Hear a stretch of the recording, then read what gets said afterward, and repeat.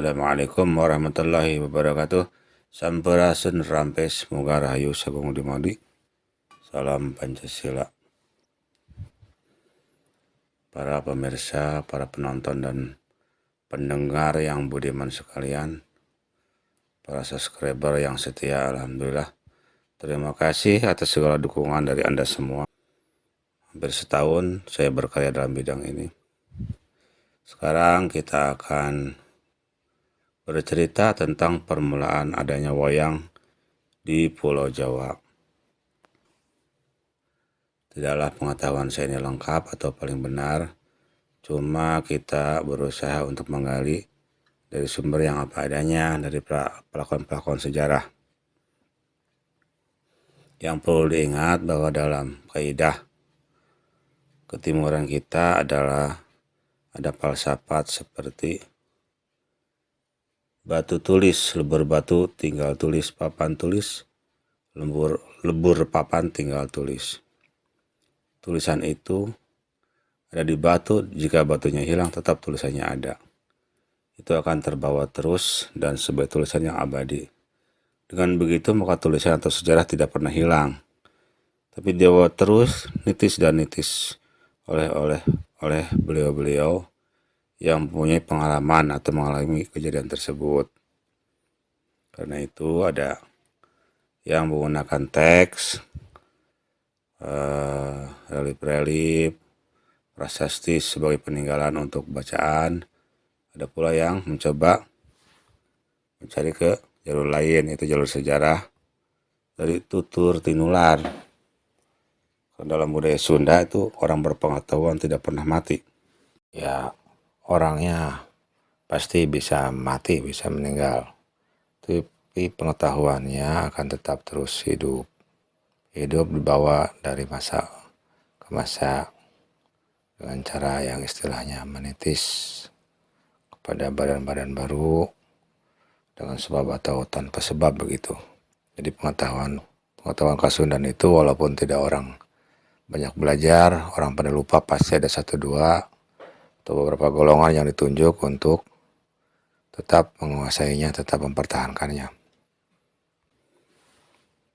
Ya lanjut aja ya, ini boleh percaya boleh tidak.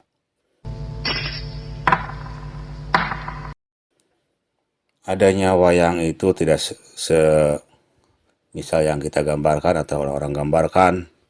Oh ini karangan Wali Songo menukil dari ini. Untuk penyesuaian dalam dakwah itu tidak, sama sekali tidak begitu sebenarnya. Atau misalnya Surabaya dari bahasa Arab artinya begini, Semar dari bahasa Arab artinya begini, tidak begitu. Tidak seperti itu juga. Atau Sunda dari bahasa Arab artinya begini, enggak. Masing-masing punya budaya sendiri dan bahasan sendiri, enggak mesti diarab-arabkan. Begitu pula dengan wayang. Wayang itu bukan dari hasil pengarab-araban, bukan. Apalagi dikatakan Semar dari bahasa Arab, bukan seperti itu, bukan. Sama sekali bukan seperti itu. Awalnya ini bukan kata saya tanya dari Mbah Buyut, para guru saya, para pensepuh saya yang kebetulan waktu itu menyaksikan proses, mungkinlah anggaplah proses lah, atau boleh juga disebut ilham, bertemunya para Wali Songo di Cirebon membahas tentang perihal wayang. Karena wayang ini akan digunakan sebagai media dakwah untuk penyebaran Islam yang lebih halus oleh para Wali Songo. Tapi kan tidak semudah itu, karena ada hak cipta secara turun-temurun bahwa wayang itu sebagian dari kebudayaan nenek moyang kita yang beragama Hindu. Mungkin bisa clash terjadi dengan para resi, dengan para begawan, para pendeta dari Hindu kalau para Wali Songo menggunakan wayang sebagai bahan untuk dakwah. Oleh karena itu, Majelis Gabungan Wali Songo di Cirebon waktu itu, entah tahun kapan, ini menurut Mbah Buyut, memutuskan untuk mengutus 2 orang sebagai perwakilan dari Wali Songo. Tugas belajar ke India dikasih waktu selama 2 tahun. Mereka adalah Kanjeng Gusti Sunan Purba atau Syekh Sarif Hidayatullah. Yang kedua adalah Kanjeng Eyang Sunan Kali atau Sunan Kalijaga berangkat ke negeri Hindi, tanah India. Di sana untuk belajar tentang pewayangan. Ini karena wayang ini bagian dari susunannya agama Hindu. Ada kitab Sruti, ada kitab Sriti, saya kurang hafal. Yang kitab pokok menerangkan ketuhanan dan sebagainya. Dan wayang ini merupakan bagian-bagian pelengkap dari cerita-cerita lakon-lakon, epos-epos dalam mitologi agama Hindu di India. Itu resminya, walaupun kita juga ada cerita wayang, ada babat-babat tentang jangan sama rasa dan sebagainya, tetap itu nggak bisa dipakai sebagai patokan dasar karena hak cipta mereka itu lebih dahulu, lebih masyhur di kalangan orang-orang India, orang Hindi, bahwa wayang adalah dari bagian agama Hindu.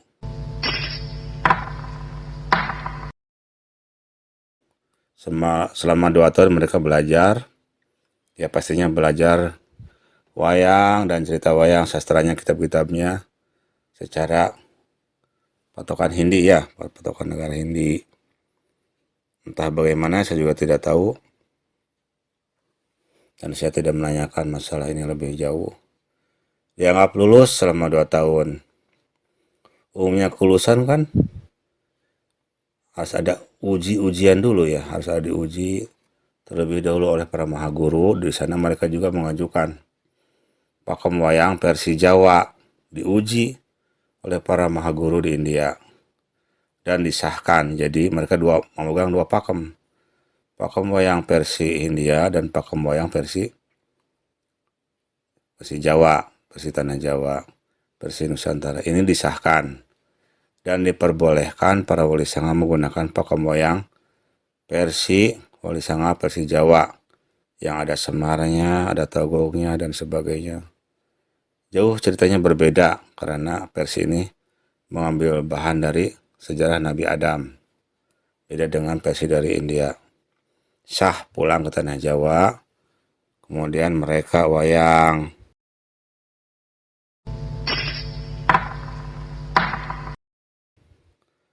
Yang pertama dari wayang beber, dibeberkan dari kulit atau dari kayu-kayu yang dilukis di keraton-keraton, paling muat 40 orang yang lihat. Dirubah, sebagian jadi wayang kulit, sebagian lagi jadi wayang golek di Jawa Barat ini. Secara teknik, pegelaran perubahannya adalah dari wayang beber ke wayang kulit. Ada pula yang menggunakan wayang golek. Ini sebenarnya ada sedikit pertentangan, bukan masalah apa-apa.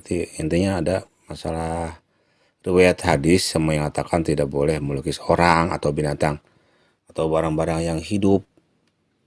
Sehingga dari wilayah Jawa itu tidak mau menggunakan media yang lain kecuali kulit karena itu ibarat lukisan.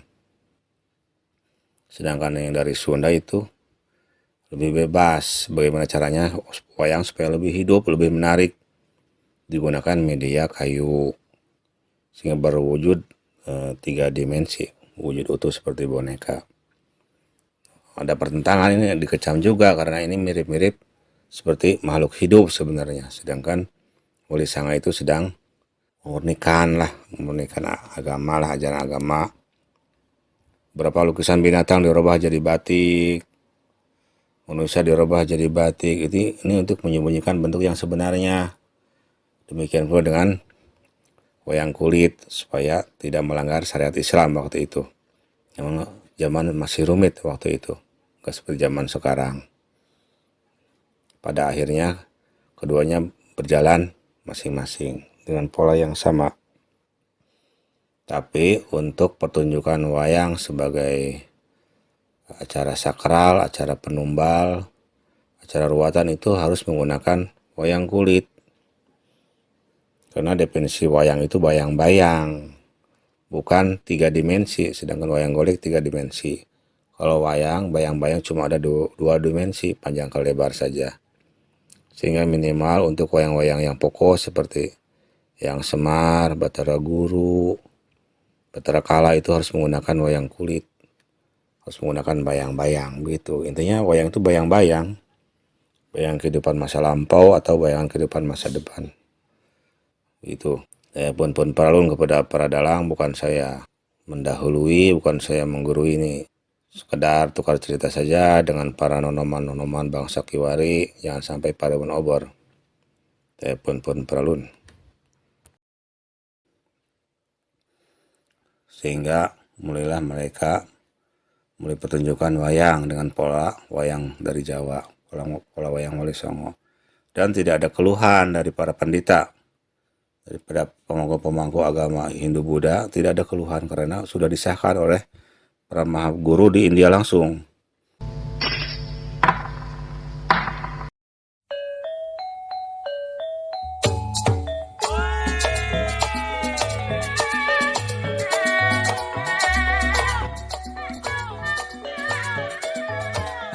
Apakah masalah selesai sampai ini? Tidak. Masalah masih ada, masalah masih ada saja.